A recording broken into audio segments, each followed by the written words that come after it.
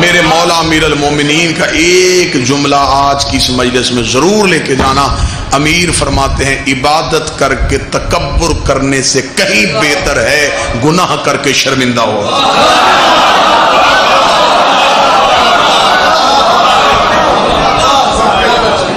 اللہ کو عبادت گزار کے تکبر سے زیادہ گناہگار کی شرمندگی سے. اتنے ہو گئے میرے اتنے روزے ہو گئے, میری اتنی نمازیں ہو گئی اور میں نے اتنے قرآن ختم کر لیے. تعداد کے تعین سے اللہ کی رضا نہیں ملتی. موسیٰ نبی ہے اللہ کا, گفتگو کرتا ہے اللہ سے. کلیم اللہ ہے, وہ موسیٰ کے پاس ایک امتی آ گیا, اسے کہا اللہ کے نبی موسیٰ سفارش لے کے آؤں تیری بارگاہ میں, اللہ سے کہا مجھے اولاد دے. موسیٰ نے کہا دینی اس نے ہے سفارش, میں کروں گا, کل طور پہ جاؤں گا سفارش کروں گا. کل طور پہ موسیٰ گئے, جا کر پروردگار میری بستی میں ایک شخص رہتا, صحابی ہے میرا, امتی ہے میرا, کلمہ پڑھتا ہے میرا, تجھے بھی مانتا ہے مجھے بھی مانتا ہے, سفارش بنا کے بھیجا ہے, اسے اولاد چاہیے. آواز ربوبیت آئی, موسیٰ اسے اولاد نہیں مل سکتی. اب حسین تو تھا نہیں کہ لے دیتا,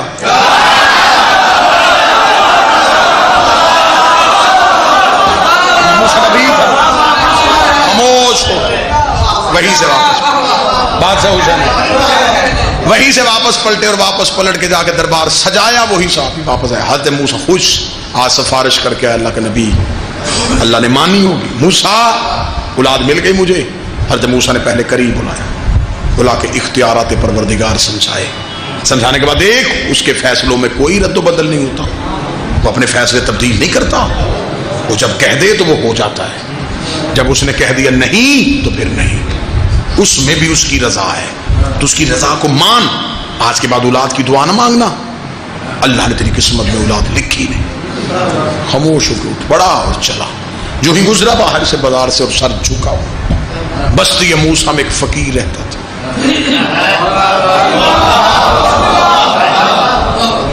جو موسیٰ کے دربار میں ظاہراً حاضری نہیں دیتا تھا, لوگ اس کے گلے اور شکوے موسیٰ نبی سے آگے کرتے تھے. ایک دن حضرت موسیٰ اس کے پاس تبلیغ کے لیے گئے تھے کہ سارے جو میرے پاس آتے ہیں تو کیوں نہیں آتا. اسے سر اٹھا کے تیرے پاس جا کے بھی تو اسی کے پاس جانا ہے.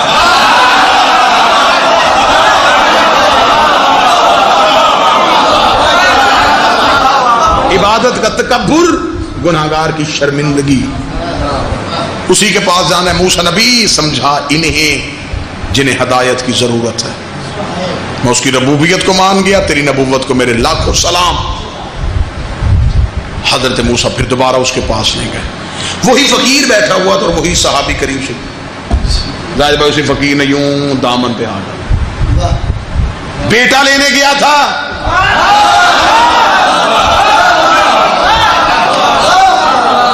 یوں پلٹ کے دیکھا, آواز چھڑوائی کہ پہلے ہی پریشان کہ نبی نے جواب دے دیا, تو اوپر سے یہ فقیر تانا دینے کے لیے بیٹھا. 2 قدم آگے نہیں بڑھا تھا, فقیر نے پیچھے سے واضح کہا میں لے دوں.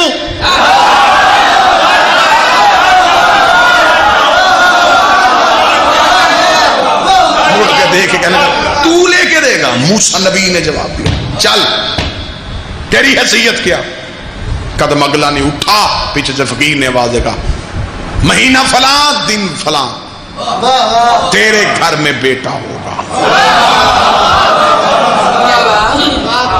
وہی مہینہ آ گیا, وہی دن آ گیا, اس صحابی کے گھر بیٹا ہو گیا. ہاتھ میں بیٹا لے کے سیدھا موسیٰ نبی کے جلدی جلدی سے بات ہے اللہ کے نبی موسیٰ, اللہ نے بیٹا دے دیا. موسیٰ کہا چل چل چل, کسی کا بچہ اٹھا کے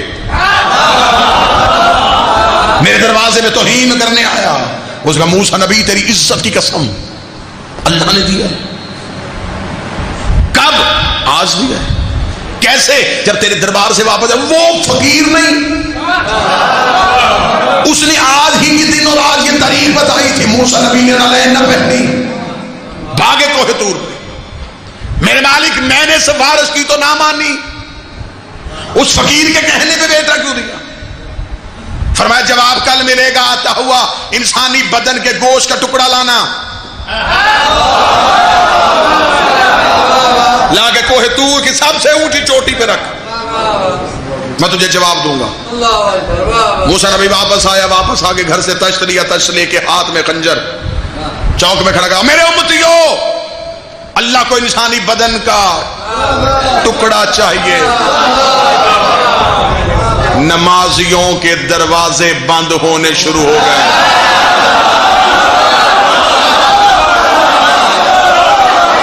جو زنجیر سن بیٹھے ہو سر اٹھانا۔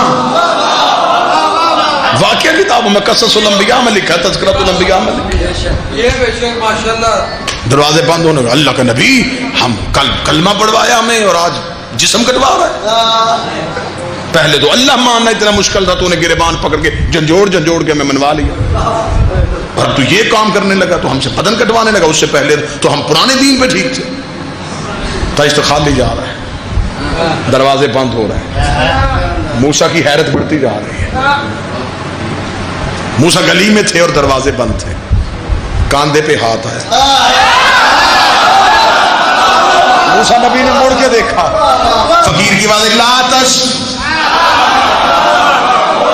موسیٰ نے وہی ایسے ہی تشت ہاتھ میں رکھا، یا فقیر نے یوں ہاتھ کاٹا، یوں بازو کاٹا، یوں دوسرا بازو کاٹا، یوں رخسار کاٹا، یوں سینے کا ٹکڑا کاٹا، یوں ٹانگ کا ٹکڑا۔ موسیٰ نے کہا رک رک رک رک رک رک، اللہ نے ایک ٹکڑا مانگا تھا، اس نے یہ تو نہیں بتایا چہرے کا چاہیے، ہاتھ کا چاہیے، بازو کا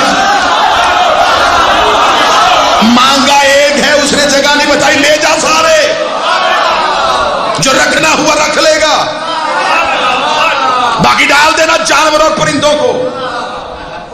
لہو سے بھرا فقیر واپس، گوشت سے بھرا تھا لے کے موسیٰ کوہ طور پہ جا کے رکھا۔ پروردگار انسانی گوشت آ گیا، جواب چاہیے۔ آواز آئی کہاں سے لے کے آیا؟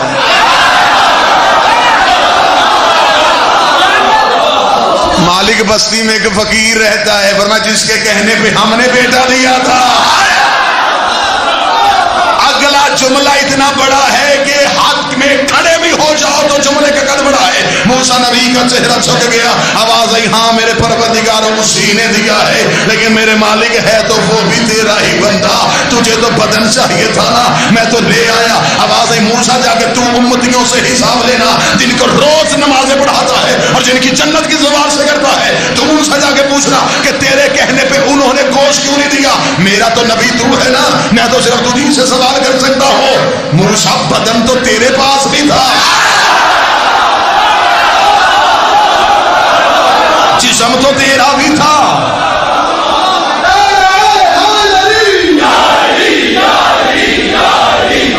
کل کیوں ہٹا یہاں سے؟ تجھے تو کل کے کل ہی کہنا چاہیے تھا کہ میرے مالک جواب مانگنا، یہ پکڑ بدن جواب دے۔ تو بھی تو ڈھونڈنے چلا گیا۔ سانسیں تسبیح بن جاتی ہیں اگر دل میں علی کا عشق ہو، نمازیں تھپڑ بن جاتی ہیں اگر بغیر علی کے ہو۔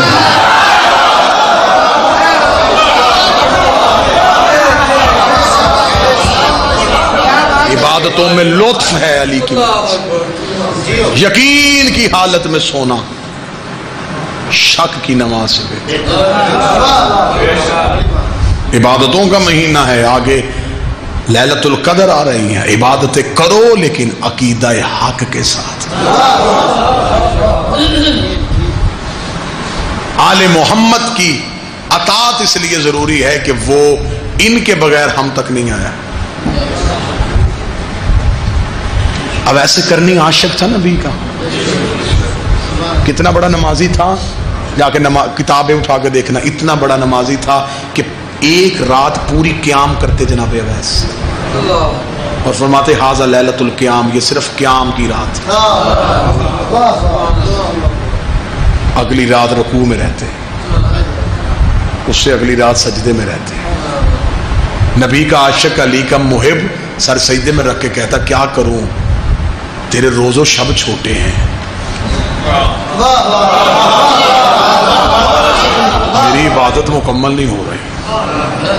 تیرے شکر کی تسبیح مجھ سے پوری نہیں ہو رہی، دن بڑھا دے، راتیں بڑھا۔ لمحوں میں تو عبادت نہیں کی جاتی نا،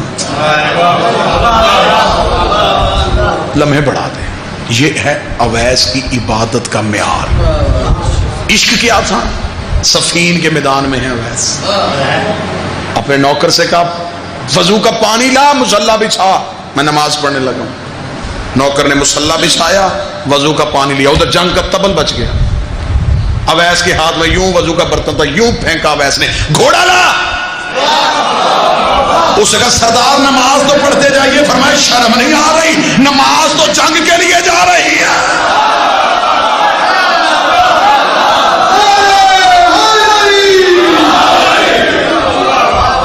تجھے خبر نہیں کہ حجت نے بلا لیا؟ اطاعت حجت میں سانس عبادت۔ میرے بھائی زاہد کا حکم ہے، دو جملے زائر حسین کے لیے کرنا۔ مرحوم و مغفور نور اللہ مرکزہ ملک ممتاز حسین کی روح کے سکون کے لیے زندگی میں قرض لے لینا، ایک بار کربلا ضرور جا، بھوک کاٹ لینا، ایک بار کربلا ضرور۔ اکثر لوگوں سے سوال کرتے ہیں کہ تو نے کربلا کی زیارت کی ہے؟ وہ کہتا دل بڑا ہے، حالات ٹھیک نہیں۔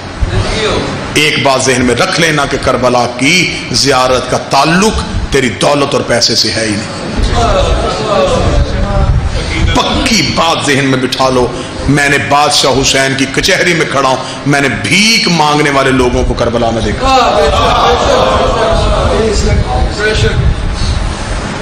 بادشاہ حسین کہتے تو صرف نیت کیا کر، تو صرف رجسٹر میں نام لکھوا، حسین مولا میں آنا چاہتا ہوں، تو بس اپنی عرضی بھیج دے، تو لکھوا دے نام۔ مالک حسین کہتے اسباب مہیا ہم نے کرنے، پھر صرف تیرے اسی رزق کا بندوبست نہیں کرنا، تیری آخری سانس تک کے رزق کا بندوبست کرنا۔ کربلا کا تعلق کبھی بھی پیسے سے نہیں۔ دوسری بات، بندوں کو غلط فہمی ہوتی، بندے کہتے دنیا کے جنجلوں میں اتنے پھنسے ہوئے ہیں، ابھی مولا حسین کے سامنے جائیں گے تو کس منہ سے جائیں گے؟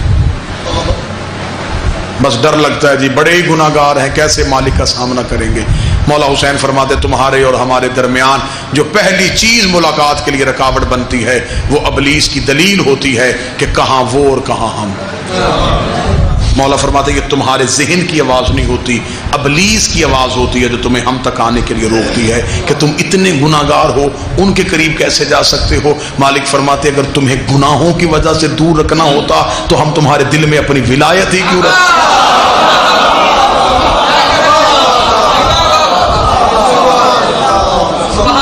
جب ہم نے تمہیں ولایت سے سرفراز فرمایا تو پھر اس کا مطلب ہے کہ ہم تمہیں چاہتے ہیں، اور چاہت کا آغاز پہلا ہماری طرف سے ہوا ہے۔ تم نے ہمیں بعد میں چاہا ہے، ہم نے تمہیں پہلے چاہا، ابھی تو تمہاری روح بدن میں آئی نہیں تھی، ہم نے تم سے اقرار ولایت علی لے لیا۔ چاہت کا آغاز ہماری طرف سے ہوا، اب ہم صرف تم سے مودت مانگ رہے ہیں، ہمارے جیسی چاہت تم نہیں کر سکتے۔ مالک حسین نے کہا آؤ قرضہ لے کے آؤ، غریب ہو پھر بھی آ جاؤ، آؤ صحیح کربلا۔ پھر حسین نے کرم کو اتنا سستا کیا، اتنا سستا کیا، اتنا سستا کیا۔ حسین نے کہا چل تو پھر بھی نہیں آ رہا، میں نے تو تیرے لیے پیسہ بھی شرط نہیں رکھا تھا، میں نے تو تیرے لیے دولت بھی شرط نہیں رکھی تھی، میں نے صرف اتنا کہا تھا تو نیت کر لے، تیرے سباب میں نے مہیا کرنے، تو پھر بھی نہیں آ سکا۔ حسین نے کہا چل میں تجھے ایسے نہیں مرنے دوں گا، تو میرے شہر نہیں آیا، میں تیرے شہر میں اپنا گھر بنا لیتا، میں ہر گلی میں اپنے گھر بنا لوں گا۔ تو میرے گھر نہیں آ سکا، تو اپنی گلی سے نکل کے میرے گھر میں آ جایا کرنا، تو اپنے گھر سے میرے گھر آنا، میں اپنے شہر سے اپنے گھر آ جاؤں، تھوڑی دیر میرے گھر میں ہم اکٹھے رہیں گے، تم مجھے اپنے دکھ بتانا، میں تجھے اپنی مصیبتیں سناؤں گا، تم مجھے اپنے گھر آنے کی دعوت دینا، میں تجھے اپنے گھر آنے کی دعوت دوں گا۔ میرے مالک حسین فرماتے میں تم سے اتنا پیار کرتا ہوں، تم میرے بیٹوں کی خوشیوں پہ آ، میں تیرے بیٹوں کی،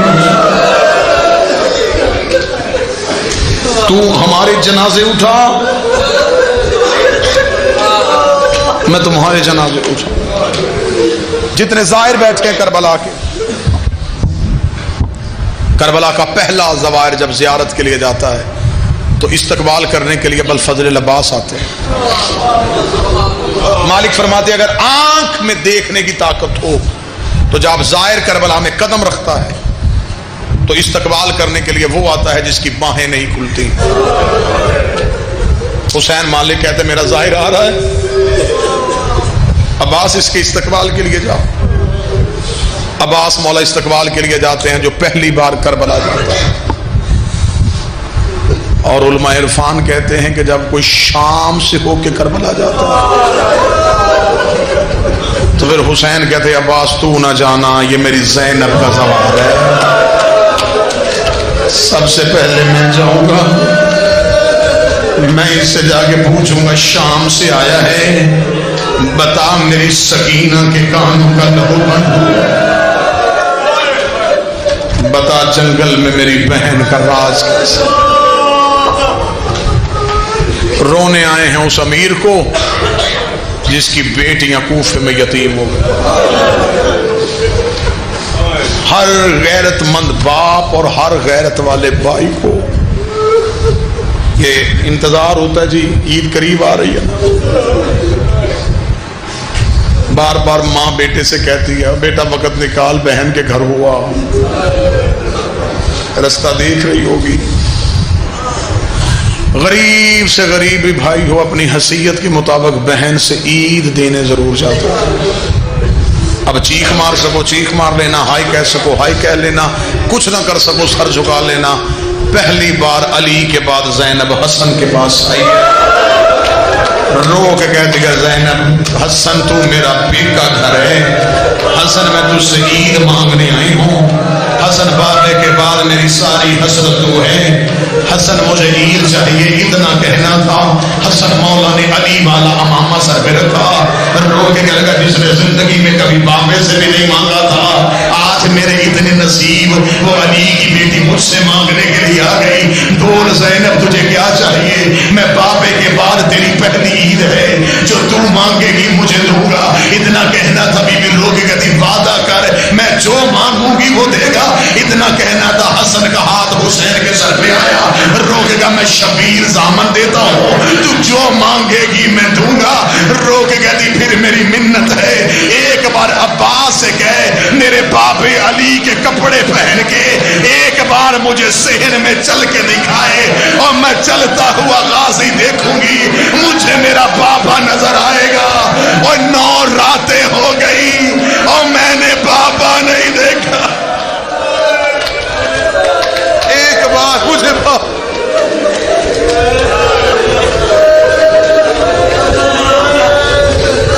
سر پہ قرآن رکھ کے بتاؤ جن کا 100 سال کا بیٹیوں کا باپ مر جائے نا جی، وہ بیٹیاں بھی عید نہیں کرتی. صرف وہ بیٹیاں ہی کیا، ہمسائے میں لوگ کہتے ہیں بچے تیار کر کے اس کے گھر نہ بھیجنا، اسے بابے کے بعد پہلی عید ہے. گھر میں بیٹھی رو رہی ہوئی، آئی تو کوفے سے شاہی دیکھنے کے لیے تھی. جب بی بی کا اونٹ کوفے کے دروازے پہ آیا تھا، علی جیسا بادشاہ استقبال کے لیے کھڑا تھا. آواز آئی حسن بہن کا اونٹ روک دے. بی بی کی ہماری رک گئی. کوئی سید بیٹھا مجھے معاف کر دینا. علی نے زینب بی بی کی ہماری پہ ہاتھ رکھا. السلام علیکم یا اہل بیت نبوہ و معدن الرسالہ، اے اہل بیت نبوت تم پہ سلام ہو. آواز علیکم السلام یا ولدی، بابا آپ پہ بی بی کا بھی سلام ہو. اتنا کہنا تھا. علی نے ایک دفعہ ہماری سے پردہ ہٹایا، پردہ ہٹا کے فرمایا علی یا بنتی زینب تھوڑا میرے قریب آ. جس نے زندگی میں کبھی قریب سے بابے کا چہرہ نہیں دیکھا تھا، اس بی بی کا چہرہ بابے کے قریب آیا. بی بی کی آنکھوں پہ پردہ تھا، بی بی کی آنکھیں بند تھی. علی نے کانپتے ہوئے ہاتھوں سے زینب کی آنکھوں سے پردہ ہٹایا. بی بی نے شرم سے آنکھیں بند کی. علی کی آواز آئی، باپ ہو کے کہتا ہوں ایک بار آنکھیں کھول. بی بی رو کے کہی بابا مجھے بڑی شرم آ رہی ہے. آواز آئی ایک بار آنکھیں کھول. بی بی کی آنکھیں کھولی. علی کی آواز آئی زینب یہ کوفے کا صدر دروازہ ہے، یہ کوفے کا چوک ہے، یہ کوفے کی گلیاں ہے، وہ دار الامارہ ہے، وہ کوفے کے بازار ہے. بی بی نے پردہ نیچے گرایا، روک گئی جگیر دکھانی حسن کو دکھا، حکومت دکھانی حسین کو دکھا، میں تیری پردہ دار بیٹی ہوں، بابا مجھے گلیاں کیوں دکھا رہا ہے؟ علی کے سر سے امامہ اتر گیا، روک گئی اسی کوفے میں اکیلی آئے گی، گلیوں میں رو رو کے کہے گی اوے کوفے والو، اوے میں علی کی شہزادی۔ چار جملے غربت کے سننا، مکمل شہادت انشاءاللہ 21 رمضان امام بارگاہ کاظم میں جوڑے پل مکمل مولا کے درد پڑھیں گے، بس سادات و غیر سادات۔ کل ہے 17 رمضان، کل ہے علی کی کوفے میں آخری تقریر، کل کوفے میں علی آخری بار بولے، کل والے دن کا ایک منظر سناؤں اور آپ سے اجازت لے لوں۔ کل علی کی آخری تقریر ہوئی، مولا علی نے آخری رمضان میں اپنی داڑھی خضاب نہیں کی، صحابہ کو ڈر لگنا شروع ہو گیا، حسن حسین سے کہتے ہو حسین مجھے روز خواب آ رہی ہے کعبے کے خلاف کو آگ لگی ہے، مجھے خواب آتی ہے نانے کے سر سے امامہ اترا ہوا ہے، میں بار بار جا کے بابے سے پوچھتا ہوں بابا خواب کی تعبیر کیا ہے؟ رو کے کہتے میری 18 کی اذان ضرور سننا، اس کے بعد میں تجھے تعبیریں سناؤں گا۔ بس کل والا ایک منظر سننا، کل کا دن میرے بادشاہ امیر المومنین اپنے گھر میں تھے، بس یہ منظر اگر طریقہ آپ نے سن لیا پوری رات مسلح پہ رہو گے، 21 رمضان تک رہو گے اگر یہ روایت سن لی۔ مولا امیر المومنین کل اپنے گھر میں، دروازے پہ دستک ہوئی، رات کا وقت، امیر المومنین خود دروازے پہ گئے، علی نے دروازہ کھولا، سامنے گھوڑوں پہ 4 جوان، چاروں کے چہروں پہ نقاب، ادھر علی کا دروازہ کھلا، چاروں زمین پہ گرے، تلواریں زمین پہ پھینکی، قدموں میں گر گئے، علی کے پاؤں کو چوما، ہاتھ باندھ کے کھڑے ہوئے، علی کی آواز کون ہے رات کو میرے دروازے پہ؟ پہلے نے نقاب ہٹایا، قدموں پہ ہاتھ رکھ کے مالک میں اسود بن نباتہ ہوں، دوسرا قدموں میں گرا مولا میں عبداللہ بن عفیف ہوں، تیسرے کی آواز مولا میں حذیفہ یمانی ہوں، چوتھے کی آواز میں ابراہیم ابن مالک اشتر ہوں۔ علی نے چاروں جوان دیکھے، خوبصورت جوان علی کے نوکر، علی کی آواز نوکروں میرے آدھی رات کو میرے دروازے پہ کیوں آئے ہو؟ حذیفہ یمانی آگے بڑھا، ہاتھ باندھ کے کہتا مولا رات کے وقت تیری منت کرنے آئے ہیں، مولا جب سے یہ رمضان طلوع ہوا ہے نا مولا تیری تقریروں کا رنگ بدل گیا، مولا آپ سے ایک صحابی نے پوچھا تھا کہ آپ نے داڑھی خضاب کیوں نہیں کی؟ آپ نے کہا تھا بڑی جلدی یہ لہو سے خضاب ہونے والی ہے، یا علی ہمیں بڑا ڈر لگ رہا ہے، یا علی کوفے کے حالات بگڑ گئے ہیں، یا علی ہم چاروں نے قسمیں کھا لی ہیں، مولا ہم نے دینا ہے تیرے دروازے پہ پہرا، مولا ہم تیرے دروازے پہ رہیں گے، مولا آپ مسجد میں جائیں گے ہم ساتھ جائیں گے، آپ بازار میں جائیں گے ہم ساتھ جائیں گے، یا علی ہم نے سایہ بن کے تیرے پیچھے رہنا ہے، یا علی ہمیں بڑا ڈر لگ رہا ہے۔ اتنا کہنا تھا، علی کی آواز آئی اللہ تمہیں جزائے خیر دے، تم نے اپنے وقت کے امام کا خیال رکھا، تم اپنے وقت کے امام سے واقف ہو، لیکن علی کی آواز آئی میں امام ہو کے حکم دیتا ہوں اپنے اپنے گھروں میں واپس چلے جاؤ، مجھے کسی پہرے کی ضرورت نہیں ہے۔ حذیفہ کہتے علی کا کہنا تھا ہم پہ کھڑا ہونا حرام ہو چکا تھا، حذیفہ کہتا ہم روتے روتے ہم نے اپنے اپنے گھوڑوں کی باگیں پکڑی، ہم روتے ہوئے علی کی گلی سے گزرے۔ حذیفہ کہتا میں مرتے مرتے وہ منظر نہیں بھولا جب میں علی کی گلی کا موڑ مڑ رہا تھا، میں نے روتے ہوئے پیچھے مڑ کے دیکھا، علی ہاتھ ہلا کہہ رہے اللہ کے حوالے، اللہ کے حوالے، اللہ کے حوالے۔ حذیفہ کہتا میں روتا روتا گھر آ گیا، میں نے گھر آ کے اپنے سر سے امامہ اتار کے دیوار پہ مارا، میں نے اپنی آواز زمین پہ پھینکی۔ حذیفہ کہتا میں ایڑیاں رگڑ کے ایسے رویا جیسے کوئی بچہ بچپن میں روتا ہے۔ حذیفہ کہتا میری زوجہ قریب آئی، میرا کاندھا پکڑ کے ہلاکت شرم کر، علی کا مشاہد ہو کے بچوں کی طرح کیوں رو رہا ہے؟ حذیفہ رو کے علی کے دروازے میں پہرا دینے گئے تھے، علی نے واپس بھیج دیا ہے، ہمیں ڈر لگنا شروع ہو گیا ہے۔ بی بی قریب بیٹھ گئی، تجھے ڈر کی کیا ضرورت ہے؟ اس کا عباس جیسا بیٹا ہے، اس کا حسن جیسا بیٹا ہے، اس کا حسین جیسا بیٹا ہے۔ حذیفہ حذیفہ کہتے میری زوجہ تسلی دیتی دیتی میری وہی ریت پہ آنکھ لگ گئی. حذیفہ کہتا ابھی میں سویا تھا میری زوجہ نے جھنجھوڑا حذیفہ جاگ حذیفہ جاگ. وہ کہتے میں تڑپ کے اٹھا رو کر سونے کی آواز کس کی ہے؟ حذیفہ کہتے میں نے کان لگایا آواز آئی قد قتل الامیر المومنین. او کوفے والو زینب کے بابے کے سر پہ ضرب لگ گئی. اوے حسین کا بابا مارا گیا. اوے مصلی لہو سے بھر گیا اور زینب یتیم ہو گیا. ماتم امیر